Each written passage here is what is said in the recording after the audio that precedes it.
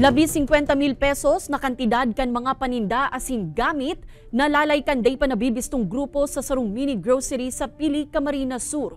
Si Jessica Kalinog nakatutok. Kun bakong insidente nin panhahabon an nairerehistro kan kapulisan sa banwaan nin Pili, Camarines Sur kan Setyembre 1 sarong pananalisi an nakuanan nin CCTV. Ang biktima, iyo ang mini grocery na ini, ninda Jenilyn sa barangay Tagbong. Nangyari ini mantang solo sa nang nagbabantay si Jenilyn sa tindahan. Nilito ako parang yung isang group, ay yung isang matanda, tapos yung lalaki, nag-aaway sila. Yung isa naman, minamadali ako. Buisit naman, tagal mo naman magbigay. Parang ganun mga Tagalog ang salita.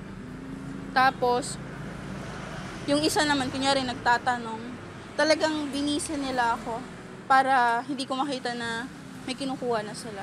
Sarong kartonin sigarilyo na yaon sa nasubuot sa iyang kataid. Sadit na printer, dikit na cash, asin bag ang nalalay kan dai pa nabibistong grupo. Nasa kabilogan, antan siya ninda Jenilyn, aabuton ni nasa 57,000 pesos ang kantidad. Sa mga ahente naman, di ba, nag-iiwan na sila, lalo na kung matagal ka ng customer.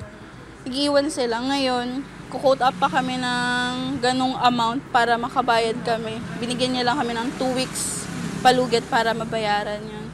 Kaso syempre, inuna ko na yung safetyness ng tindahan. Sa rekomendasyon kan Pili Municipal Police Station, pigulanganan ninda Jenilyn ang tindahan.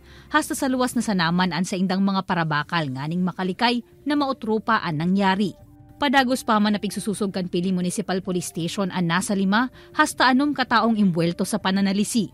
Sa inisyal na investigasyon kan Hepatura, nagluluwas na bakong tagapili ang mga ini asin improvised plate number sa naman ang nakalaag sa lunadan na pigamit kan grupo.